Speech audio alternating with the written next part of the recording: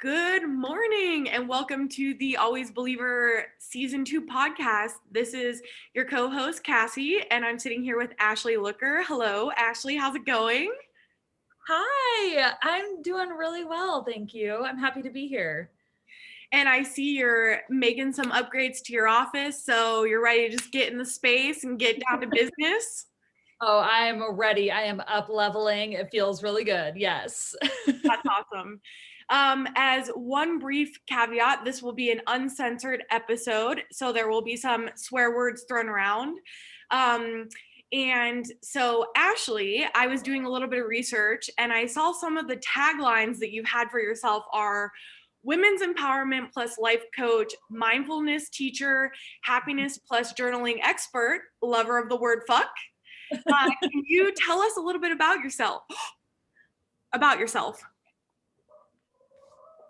Um, yes, of course. I mean, should I say more? I feel like you really that really embodies exactly who I am and how I support amazing humans in the world. I started coaching as a holistic health coach, kind of came to that through my own struggles with health.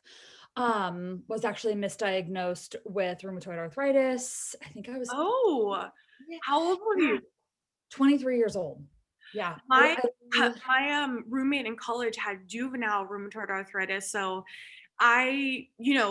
just being living with her for the whole year, it was a very eye-opening experience and like what that entails and like how much medication she was on and she basically couldn't really drink because the medication is so strong.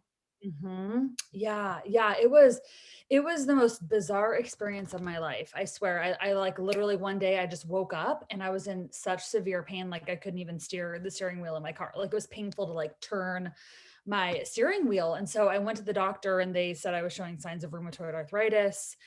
And my doctor was like, this doesn't make sense to me. He was like, I really encourage you to try something different, like try a different, like alternative remedy. And then he was kind of basically like, bye, and like didn't give me any ideas. And I was like, okay. So I started doing some research and came across this thing, holistic health, which I had never heard of, back then. Gosh, that what, almost 15 years ago now? Holy crap. Wow. Yeah. So I started just doing some exploration on alternative, holistic health therapy and quickly discovered that I was way too stressed out. I was not in great relationships. I wasn't supporting myself with like supportive friendships. I was feeding my body terribly. Like basically I was doing everything wrong, which I Now, did they put you on the medication for rheumatoid arthritis? so he gave me the prescription and he was like, that's when he was like, he literally wrote the prescription for methotrexate and was like, here, like if you need it, but I highly encourage you to try something different. And Okay. because the symptoms of course were like worse than what I was already experiencing, the symptoms from this medication. And I was like, I can't, I have to try something different. And so I just started like slowly over the next 2 years, I just started making some shifts and changes in my life. And, on all the levels, like mental, emotional, spiritual, and physical. And I started to feel so good. And I was like, I want to help other people do this. Like, I always thought it was BS, like you hear these stories of people like healing themselves. And I was like, whatever, like, such a cynical person. And then I was able to actually do it myself. And so I was like, I want to help other people do this. And so that kind of sparked my career into holistic health. And then that's kind of morphed into empowerment, really centering our lives around joy. I've always been a journaler. So I really, I incorporate a lot of like self-reflective journaling and stuff into my practice. So yeah, that's a little bit about how I became, where I'm at today. Well, that is quite a journey, especially moving from the place that you were in to like where you are right now. And it's so interesting because, I also I like essential oils. I like a lot more natural products. And I really do think it makes a difference in your daily routine and all, like, just to get off of prescription medications. Yeah, I mean, if you need medication, like I am all for it, Right. right? This was just my journey, and what felt best for me, but and it's, so far so good. But like you said, it's a journey, so who Yeah. knows what the next phase will bring, right? And you said when you were younger, you were definitely you put yourself as an overachiever and Oh, but almost to a little bit more of a negative degree. yes, yes. Oh my gosh. I grew up with two, well, now I know that my parents are very perfectionist, like they are perfectionists. I didn't know it, growing up, but I think through their teaching and them raising me, I really started to take on this belief that I didn't only need to be an overachiever and like do all the things, but I needed to also be perfect. So I was in Yeah. all the like AP class, the advanced classes, and I played golf like I was on varsity in ninth grade. I was a swimmer. I played basketball. And I excelled at all of those sports. And I want to make one like caveat though here, because I did not excel, even though I was in like the advanced classes, I definitely did not excel in those classes. I got into great colleges, but I was not I just put a lot of pressure on myself to like prove that I could do it, right? That I could succeed, that I Right. could, meet these challenges and um, make my parents proud. So but the thing is that if I ever failed or if I ever like made a little misstep or messed up a little bit, it like the world what like I didn't get into one of the colleges I didn't even want to go to, and I literally cried. I freaked out for like 4 days. I Nobody could talk to me. I was so disappointed in myself even though I didn't even want to go to this college, but the fact that I didn't get in Right. was so disappointing, right? It was like just a huge blow to my ego. So that overachieving definitely kind of fueled some perfectionistic tendencies that I still deal with today. Yeah. I mean, when you feel that way at such a young age, I mean, that's going to be really hard to move away from.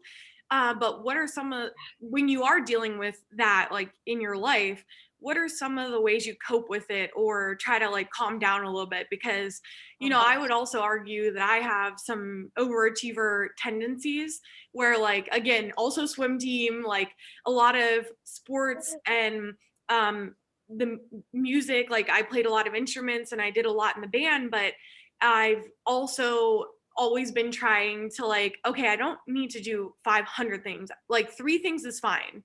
Yeah. Yeah. I I'm still learning this. It's still a struggle, honestly, at times. Like it's really God, it blows me away how quickly I can get pulled back down that perfectionist rabbit hole, and find myself in those kind of rigid, structured, disciplined routines. So honestly, one of the biggest things that has really helped me is compassion.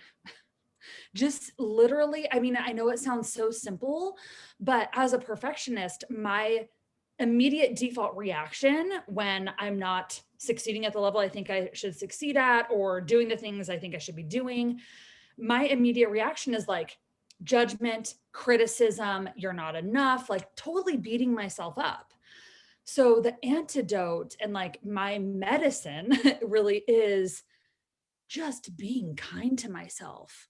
Just like being like, whew, Ash, like I always like put my hands on my heart, like, girl, like this is tough, like you're finding yourself in that perfectionist rabbit hole again. And like this is a struggle. This is hard for you and it's okay. And so I just kind of give myself that little pep talk, and that tends to work pretty well for me. But it depends on how far down the rabbit hole I am, I guess. And this kind of slides right into it as well. Is like, what are some of the reasons that our own joy matters more than our to-do lists? And like completing things from, having to finish everything versus just like, taking a breath and being like, I'm going to get to it, but it doesn't have to be like all right now. Oh my gosh, I love this is such a great question. Thank you so much for asking this. Um, oh my gosh. Well, it's interesting because over the last few years I've been thinking about this more and more, right? Because I love productivity. I love getting things done.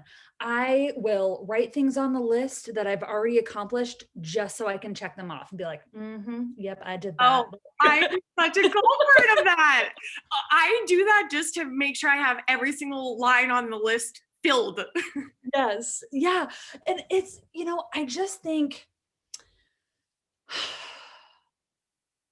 recently, and because of COVID too, like I've just really started thinking more about like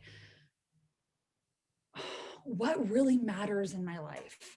Like what do I hear my clients talk about themselves wanting all the time?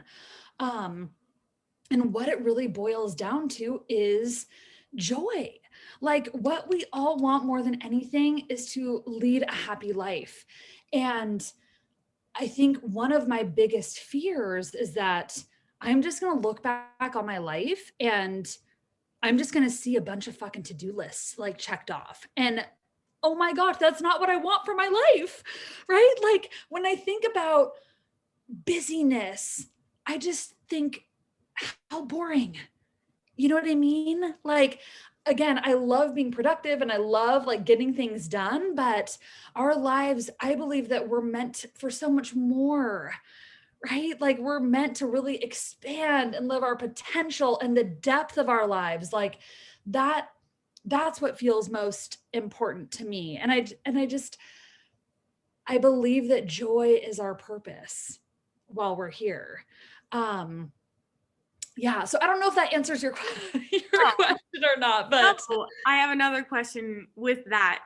So if you were given the opportunity to go to a on a vacation, all expenses paid, to a place where you basically won't do anything except be at peace with yourself, would that be hard for you?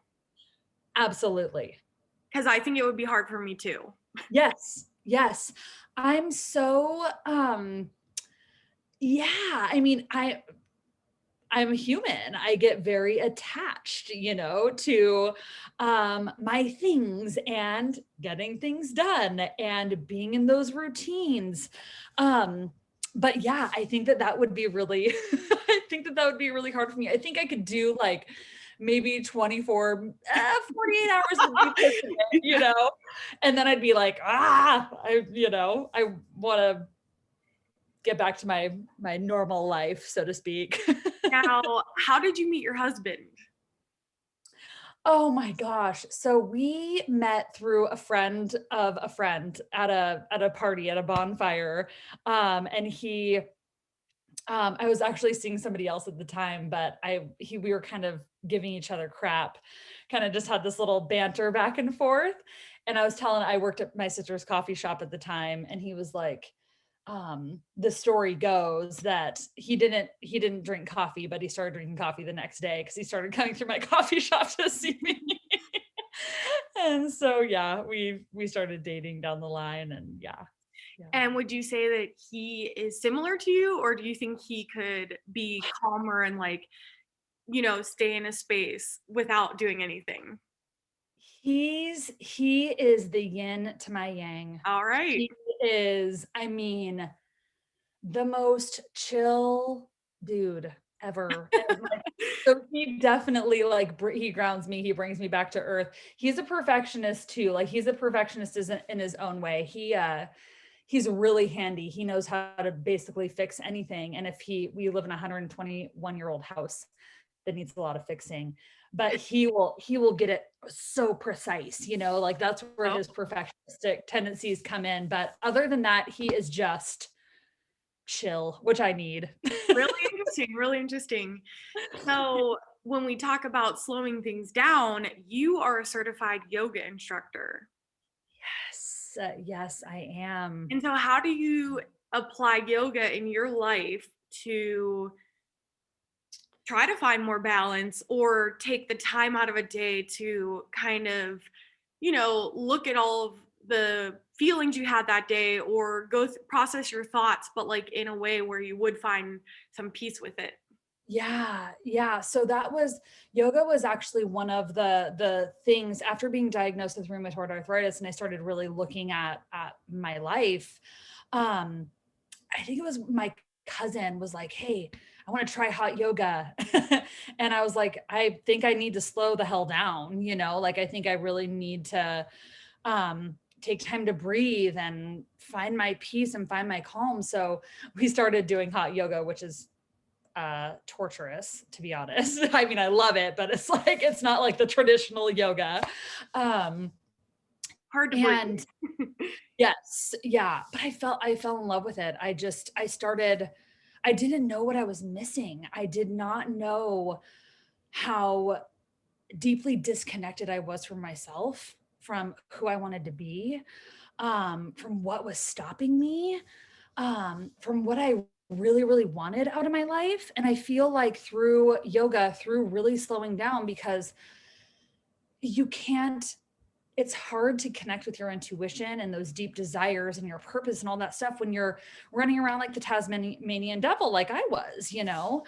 And so yoga really taught me that I didn't have to be scared to stop. Like I didn't have to distract myself anymore with my to-do lists and certifications and learning and all these things that I would just jam pack my life with. And I started to really understand like life is about depth. Life is about connecting deeper to myself, getting to know who I am and living my who I am to the fullest, deepest expression. And so it's not always easy. I'll tell you that. Like it is definitely not always easy, but I've built my yoga and my meditation practice into my early morning routine. So I get up at a ridiculous hour, like 4:30, and I literally carve out like an hour and a half of my morning where I feel like I don't have to do anything. I don't have to do anything. Nobody's up at that time. Like I don't need to call clients. I don't need to be sending emails. I don't need to be right. Like I don't need to do anything. All I really need to do is just take care of myself and connect with myself. And so I've built that into my day, and anything after that, cool, right? Like check everything you want off your to-do list. But I've done, I've meditated, I've journaled, I've done some yoga. And yeah, so I've finally figured out something that works for me. And for all the people out there who don't know, what's the process of becoming a certified yoga instructor? Yeah, so oh my gosh, there are trainings everywhere, right? I mean, you could go to Thailand, you could fly to, you know, basically anywhere in the world and get certified as a yoga teacher. But yeah, so I took a training here in my hometown by a very like established teacher. I would just be wary because there are a lot of trainings out there that aren't legit. Okay. And How do you know? Or you oh just have to gosh, research the people. yeah, you definitely have to do your research. Because yoga, it has been so westernized. And, a lot of trainings disregard or don't talk about like the ancient traditions and the ancient texts and what yoga is built upon. So yeah, definitely do your research. But I mean, some trainings are like 2 weeks, which I mean, I personally would go crazy. I would not be able to do that. But mine was a 9-month program and it was one weekend a month and it was incredible. It was absolutely incredible. It changed my life, honestly. It changed my life. Wow. Yeah. Yeah. And do you incorporate yoga? So obviously use it for yourself and you do it every morning, but do you incorporate it all in your business or job and what you do with your job?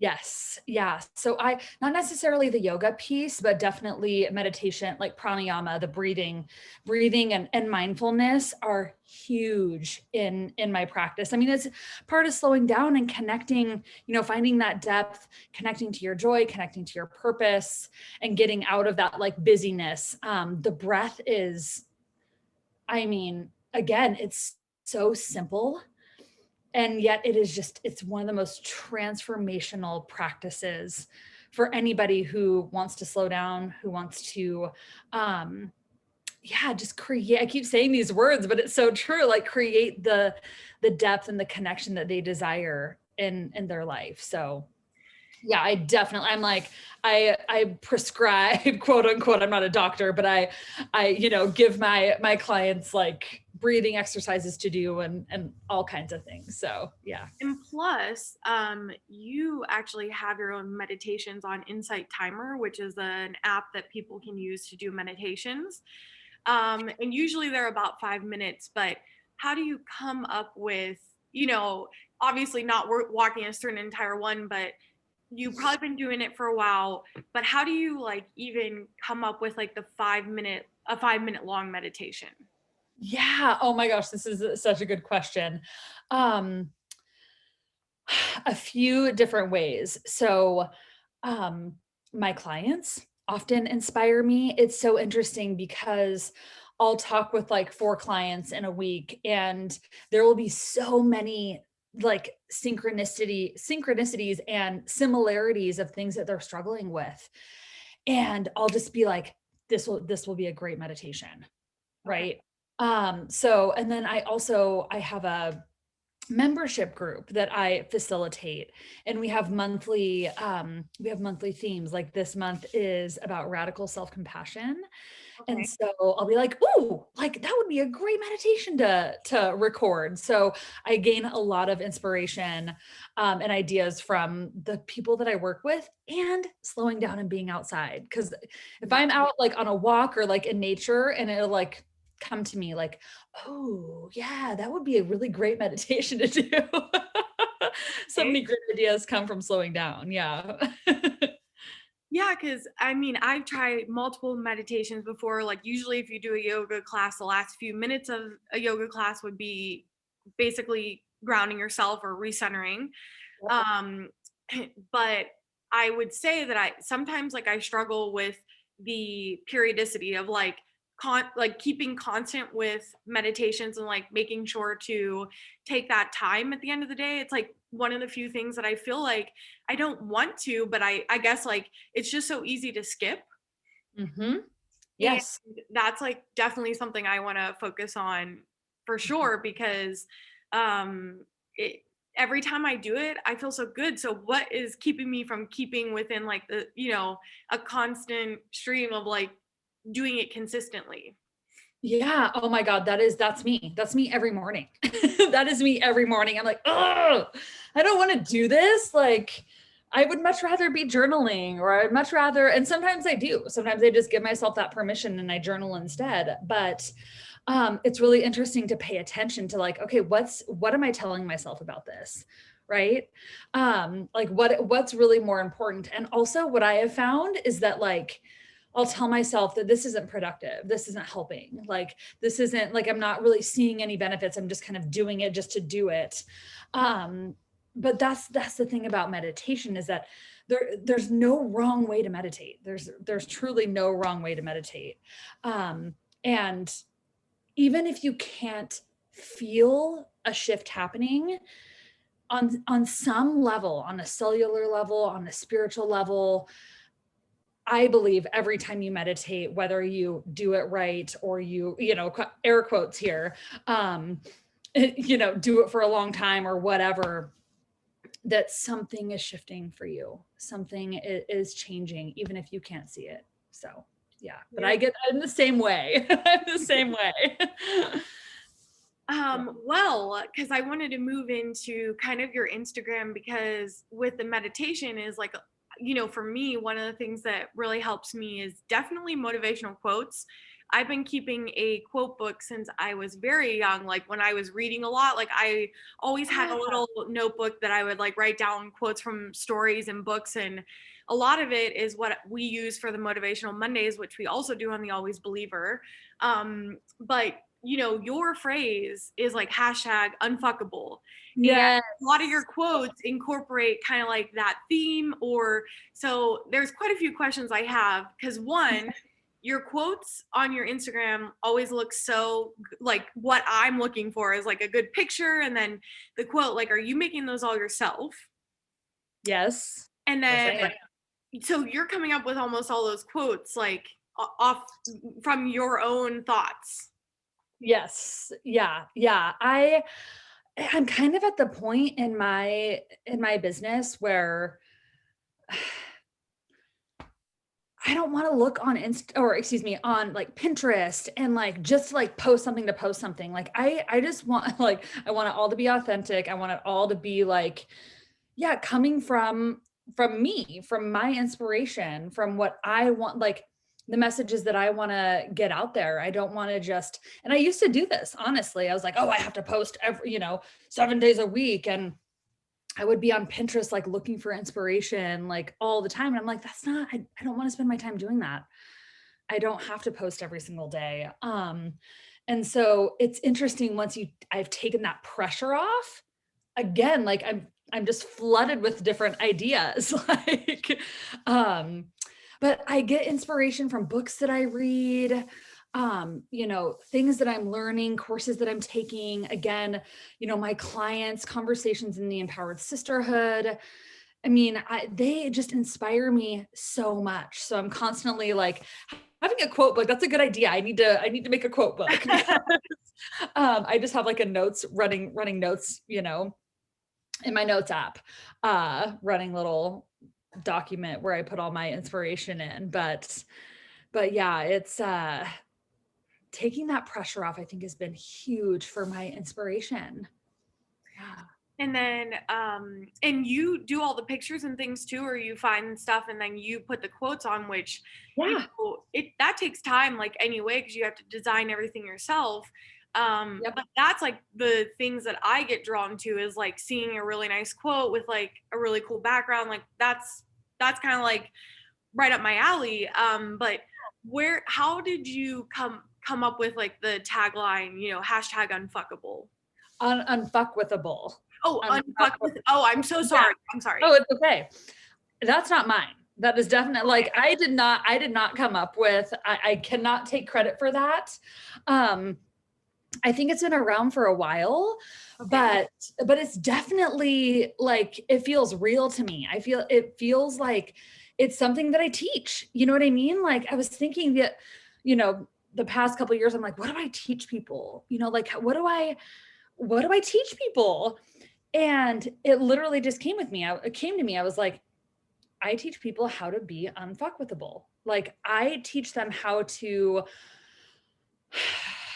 it's not about perfection, but like overcome self-doubt and the busyness and the overwhelm and the comparison, all the things that fuck with you, right? All the things that stop you, all the things that get in your way, all the things that derail you from living your best life, right? And this isn't to say that like you aren't going to have bad days or you aren't going to get pulled down the rabbit hole of comparison or self-doubt or something like that. It's about reminding yourself and coming back to sooner, right? Coming back to yourself sooner. So it's not like a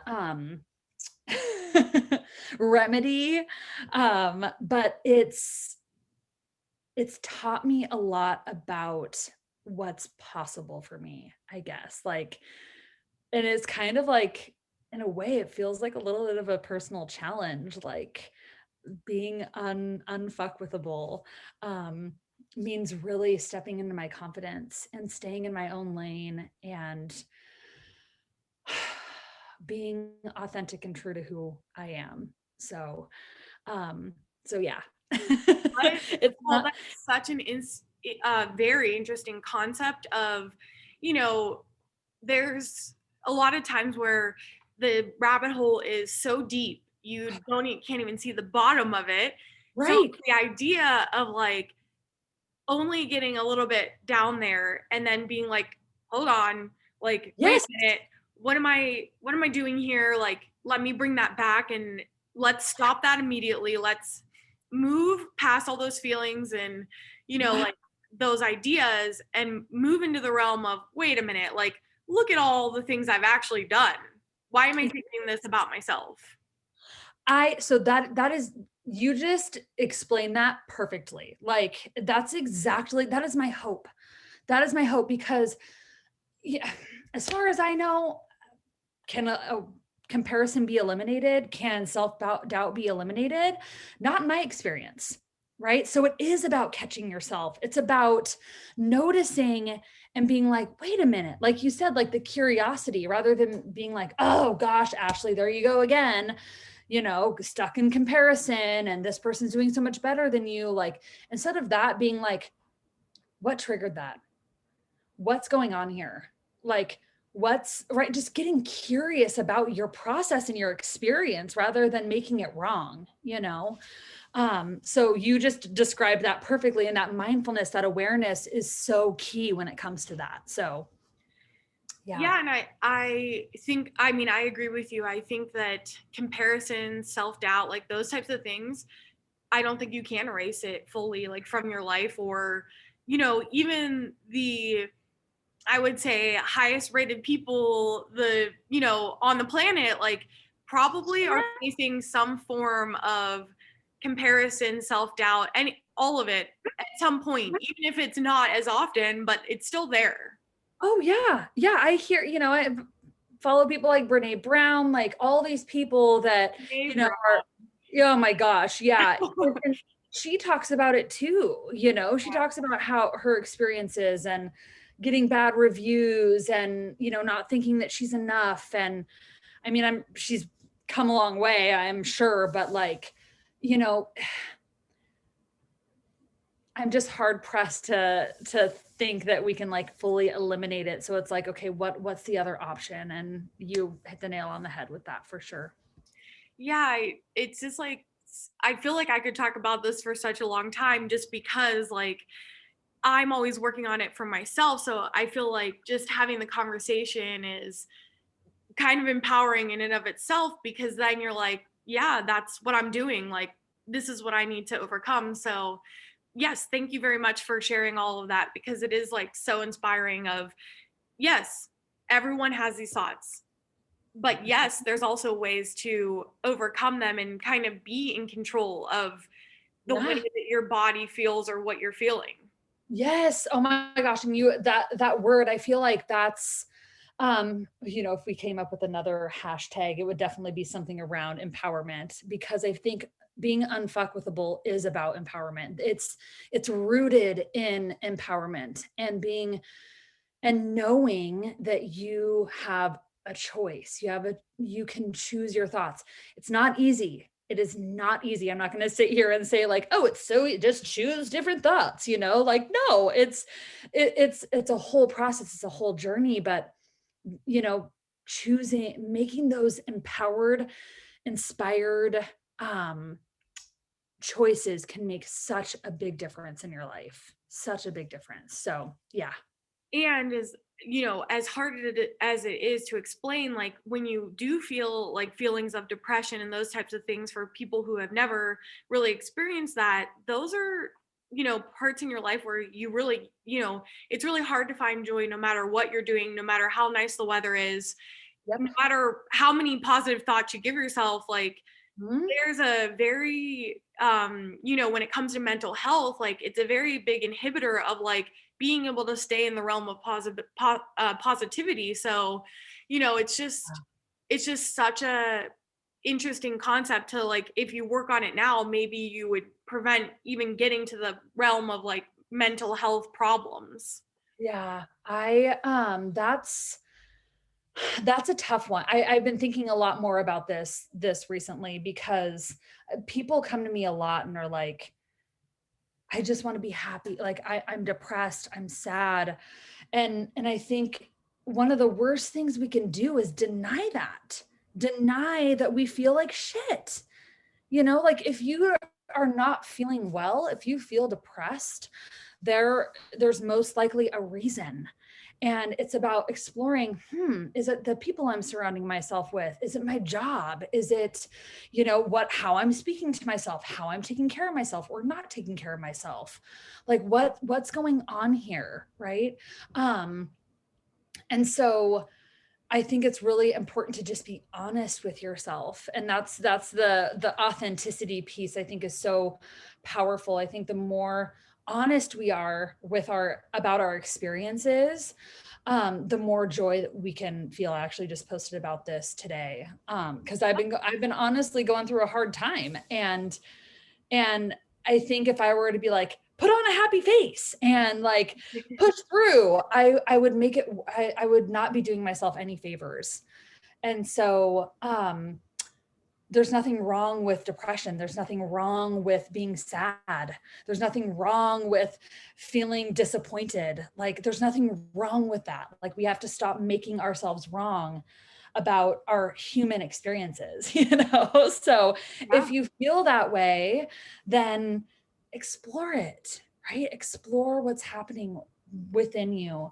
And you always have the answer. You have the answer within you, whether that's medication or meditation or some other remedy that that feels good for you. So yeah, I feel very passionate about that because it makes me sad to think about like people diminishing or denying or getting mad at themselves for not feeling good, Right. and you can't feel good all the time. You just can't. um and so I always tell my clients, you know the goal is to feel good more often. Let that be the goal, right? Like, don't expect yourself to be happy all the time. It's never going to happen. Oh, You're that's an impossible feat because that's Yeah, for humans. We have to exactly. experience like, you on your happiest day, you must know that there's going to be a day where you're at a very, sad low for whatever Yes. reasons. It's just impossible to stay at the top of a mountain your whole life. Yes. Yeah, exactly. And I had that expectation for myself for the longest time, and I thought that there was something wrong with me because I would compare myself to everyone's feed on Instagram and be like, what's wrong with me? I'm not that perfect. I'm not that happy. I'm not making that much money. I'm not on that vacation. I'm not, right? And there's like the truth is there's nothing wrong with us. Like we're all human. We're all, experiencing all the emotions um all the time. So yeah, it's definitely not about being happy all the time. My so my sister and I call that the highlight reel of life Uh-huh. because almost everyone, no, I mean, it's just really difficult, right? Because everyone on the social media platforms like Instagram, Facebook, like can't help but post all their really positive things because no one's gonna, very few people, because there are people who do, but are gonna say, I'm having a really bad day. I'm just sitting here crying or Yeah. whatever that is. And so, because it's such a highlight reel, I think human nature within humans, like we just like keep seeing highlight reels and highlight reels of people with families, with houses, with traveling, with a Yep. thousand things. And we just feel like we're not measuring up. Mhm. And Yeah. my sister and I call that like the highlight reel abyss. So Mhm. if she like calls me and says something about someone we know, I'm like, that's a highlight reel abyss. Like we got to stay out of that. Yeah. Yeah, no, it's so true because again, like it can yank you away from your purpose, from your joy, like in a heartbeat. So it's really important to be mindful about that, just being mindful about it, being aware of it, um, can can make all the difference. So yeah. And usually when you see, some of the people that, which is all of us, like posting the positive things, like when you see them in person, usually they tell you some, not so positive things. And you're like, oh yeah, everyone's going through the same things, like even if they're not showing that every day. Yeah, it's interesting. Like, Brene Brown talks a lot about this, about how when there's a lack of information, we make up stories, right? To fill in the gap, to make it make sense to us. And a lot of the times those stories are, look at how much better she's doing than I am. Oh my gosh, like look how successful she is. Oh my gosh, like her perfect skin, her perfect this, or right? Like, and so we have to be really careful of the stories that we're making up about people. And I've had a few experiences where I've done that with people, and I'm like, oh my gosh. And then I meet them in person, like you said, and they're fucking human. Right. You know what I mean? And I'm like, wow, I really made up a whole story about this person. I had no clue. I had no clue who Right. this person was. Like, and so Really it's, easy. It's really easy to do that. yeah. And so I just do the best that I possibly can to just give myself and other people grace, and just, yeah, try not to make up stories about people in my head that aren't true. Yeah. So I'm going to transition into, so how did you find the path to be a wellness and empowerment coach? And what is your background to get there? Like, how do you become a wellness and empowerment coach? And kind of like, what does that mean in a day-to-day life? Yeah. So, I already told you my story about how I kind of got into the wellness realm through my misdiagnosis with rheumatoid arthritis. So that kind of catapulted me into coaching. But I've just always been obsessed with happiness. Like, I've always just been obsessed with what makes people tick. And it just fascinated me that, like, it was different for everybody. I was just always so taken aback by, oh my gosh, this person's definition of happiness, which is essentially, again, empowerment, is like doing marathons, which sounds like absolute hell to me. You know what I mean? Like, that's definitely not how I define happiness. That's how this person defines happiness. And like, I just, I was like, I want to help people figure that out for themselves. Um, I've spent a lot of time in my life feeling lost and making decisions to make other people happy. And I think that's a lot. I think that's a really common theme for women, especially, to take care of other people, to nurture other people's dreams, to um, put a lot of people before themselves, to people please. That's at least been my experience. And that's a lot of the people that I work with. And so, I just love helping people take um take where they are now and put themselves a little bit higher up on that totem pole, and center their lives more around joy. But the whole process, I went from holistic health, and I started realizing, like, a lot of the conversations I'm having are around empowerment. They're around like values and choices and what's important to you and dreams. And I would get into these like really deep conversations, and I was like, oh my gosh, this is not, I love holistic health. It'll always be something that I'm really passionate about. But I was like, I started realizing this isn't about food. It's never about food, by the way. um it's not about how many freaking calories you're eating or how much protein versus carbs. Like, it's just not. It's about, it's something deeper. It is always something deeper. And I really love having those kinds of conversations. So I started shifting more into empowerment coaching, and happiness, like it's kind of happiness coaching as well. And I'm actually finishing up a neuro-linguistic programming Okay. um, What does coach. that mean? So it's all about like rewiring your brain.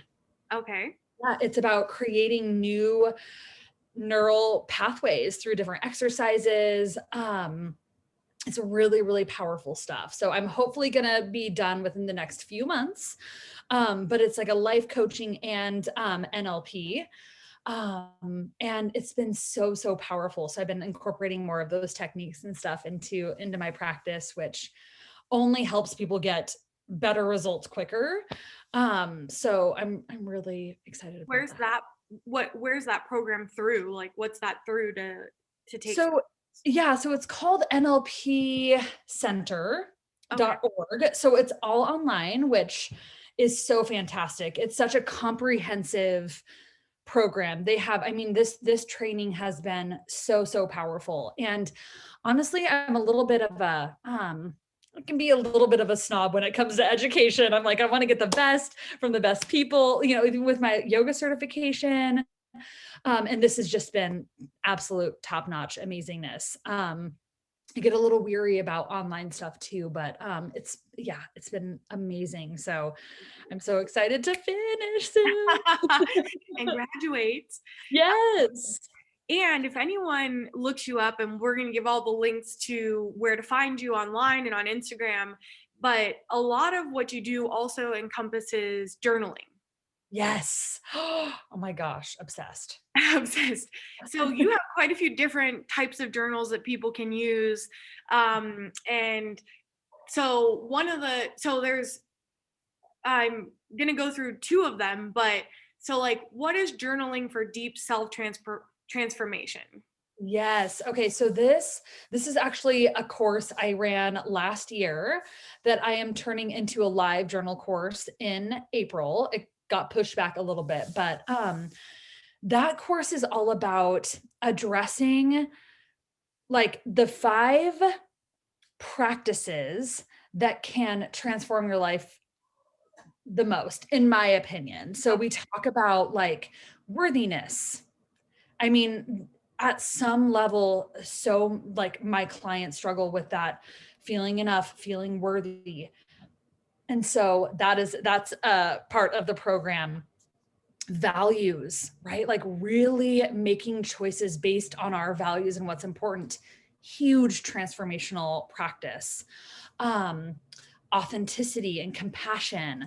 Like it's anchored into these concepts and practices that can make just a huge transformational difference in your life. So that's a live course that I'm going to be doing in April. So yeah, I'm excited Oh about my it. gosh, that's so exciting. Yeah, so it's 5 days, but it's going to be super powerful. Yeah.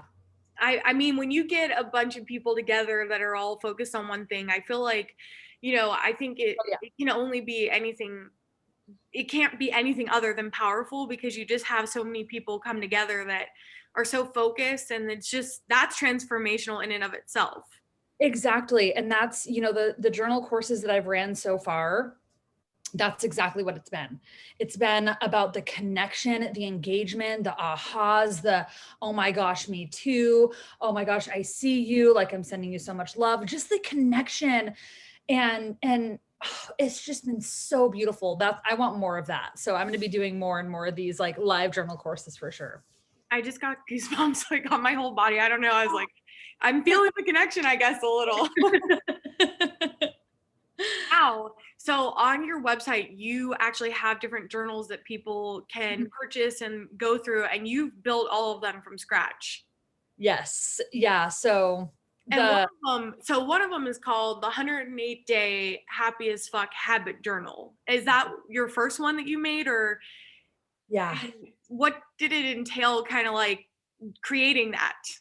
Oh my gosh. It was so this idea lived in my heart for 5 years, I would say, like somewhere around for years. I was like, I just want to create this journal.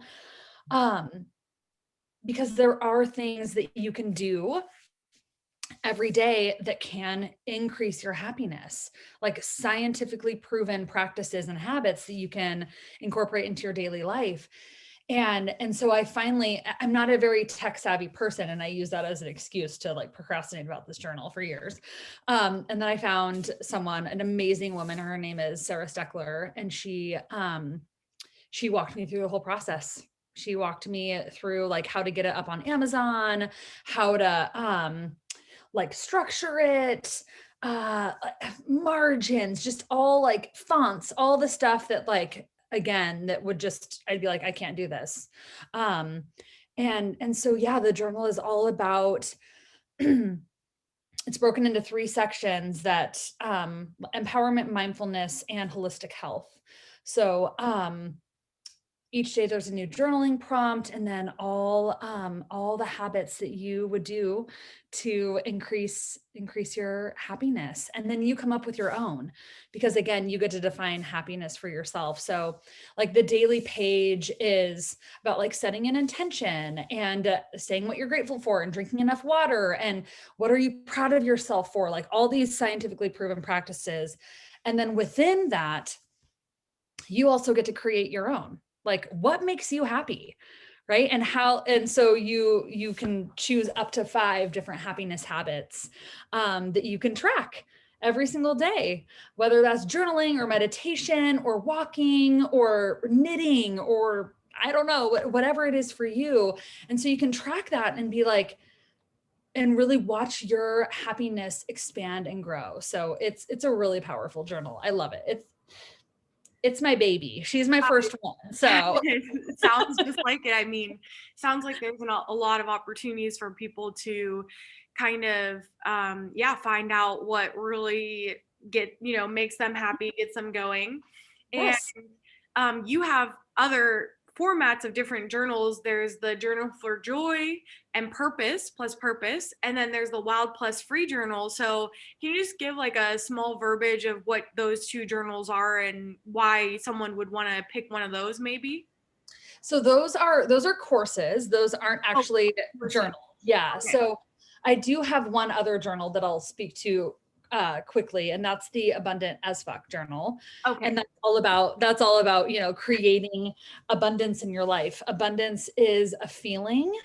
It's not necessarily a thing like money. Um, and so that journal is all about enhancing the feeling of abundance. And when you feel abundant, it's going to attract more of that like financial abundance and love and all the things that you really want in your life. So that's the other journal that I have.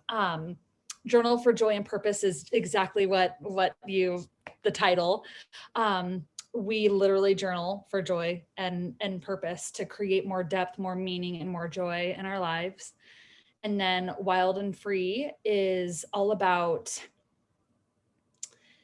authenticity and being your wild, fullest expression of yourself. Like, as women, we're taught so much about beauty and standards and weight and age and all these things. And that course is about stripping away all the expectations and the standards and literally just allowing yourself to be wild and free, like in exactly who you're meant to be. So yeah. That is very cool. And you have on your website, you can actually try the 108-day happy as fuck journal for 30 days before purchasing. So do you want to go ahead and Yep. give us all the ways that we could get onto your website, contact you, or find that?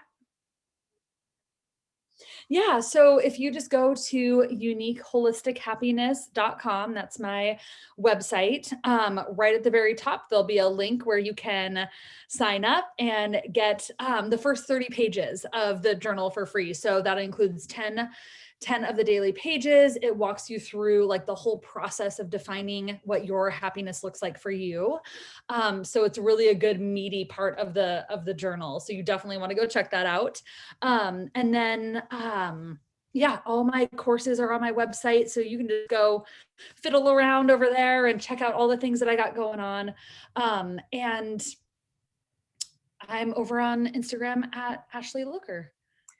Perfect. And we will be linking all of those things whenever the episode comes out. And then we're going to be wrapping up here, but there's just a few more things that I have. So, you being a Pisces, what are you looking forward to for the spring equinox of this year? So 2021, like what are you looking towards? Oh my gosh. I swear I feel like I just look forward to this day. Like the time has changed, so it's like lighter and brighter out. I literally feel like, this might sound a little corny, like a flower that is just like literally like opening up, like coming back to life. Like I'm most looking forward to rebirth and just feeling more alive in my life. Like, and the equinox is all about possibility, right? And as a Pisces, like, we love to dream and like think about all the possibilities and opportunities. And honestly, I just love to spend time in that space, you know what I mean? Just kind of like dreaming and scheming and thinking about all of what's possible for me in my life and what I want to bring to fruition, right? Because this is a perfect time to like dream about all those possibilities, but also to like plant those seeds, like literally plant those seeds and start taking action. So that's what I think I'm most excited about. Well, that's awesome because we're looking towards spring of this year, and there's a lot of it's like the lighter vibe. You're getting ready to move into the summer realm. It's the beginning of the year. You still have time to kind of make an intention, get, focused on certain things that you want to complete and your goals for the next, couple months or the rest of the year. So that's really exciting. We also ask, so this is just to get to know you a little bit more, a would you rather question. Cool. So, would you rather be fluent in all languages or be a master of every musical instrument? God, this is a And hard why? one. Yeah, I have to go with musical instruments. You do? Okay. Yeah, I'm it's another one of the things that it's actually one of my happiness habits is music. Putting on music and dancing is a happiness habit of mine. So, if I actually took guitar lessons for a while, but holy moly, it requires a lot of patience, a lot of practice. Um, I love to sing, I love to dance. I'm not good at either one of those things, but they make me feel so good. If I could play every musical instrument, I don't even know what would You'd happen. I be a would not one man band. I would not do anything else with my life. I would just play Or excuse me, instruments and one woman band, sorry. exactly. Exactly. So, yeah. And just Although how cool. Yeah. How cool if you knew like every language, I mean, then right? you'd be able to communicate at all times with everyone and anyone and understand them. That would be pretty crazy. Yeah. It's a Yeah. hard Oh, question. it is a hard question. And one of the final things we do here at the Always Believer is so, what are three words that describe what you embody and how do they represent you? Oh my gosh. This is such a good question too. Um, I would have to say joy or happiness, because even though I am not happy all the time, I believe that joy is who I am. I believe that it's always there. I believe it's who we all are. I think we're made of love and joy. And it's what we're here to express and live out. And I think I do that pretty well. I think I do that pretty Hey, well. hey, don't downplay yourself. How, you own it, girl. You tell us how well. You're right. You're right. Yeah. I've been doing this happiness thing for quite some time. So I think yeah, I do it pretty well. The other word I think would be authentic, which this is so interesting because I feel like this is like my business name. Like authenticity and uniqueness. I think um yeah, I think that really describes who I am. I think I've finally really leaned into who I am and I'm not afraid to express who I am and be who I am more and more often. Um and then the other word that comes to me is soul. Um Again, just it comes back to that word depth and believing and knowing that I'm more than just a body here. I am a soul that wants to be expressed and lived and um yeah, yeah, it makes me think of like stardust or something like, you know what I mean? Like I'm more than just this body while I'm here. Part of the universe. Yes, exactly. Exactly. Like that connection. You're exactly right. Yeah. So I think that those are the three. Yeah. Well, Ashley, it's been quite a joy having this conversation, sitting down and talking with you, getting a new perspective. It's so crazy because it seems like everyone that comes on the podcast and that we sit down to talk to just embodies so many different things. And that's why it's so amazing because it's not just people focused on one or two things. There's people that have seven or eight like major things going on in their lives. And that's Yeah. just, it's just so, I just feel like I'm so grateful to be a part of this community and just have conversations with people that are so focused on things they love. And it's just really a cool thing.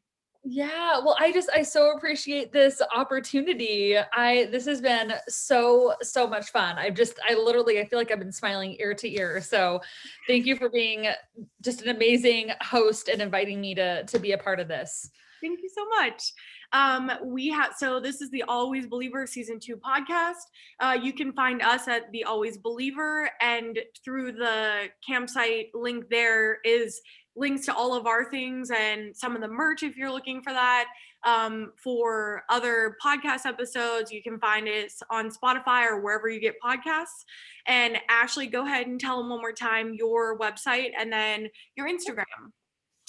Uniqueholistichappiness.com. And I am over on Instagram at Ashley Looker. Perfect. And we will see you guys next week. Thanks so much.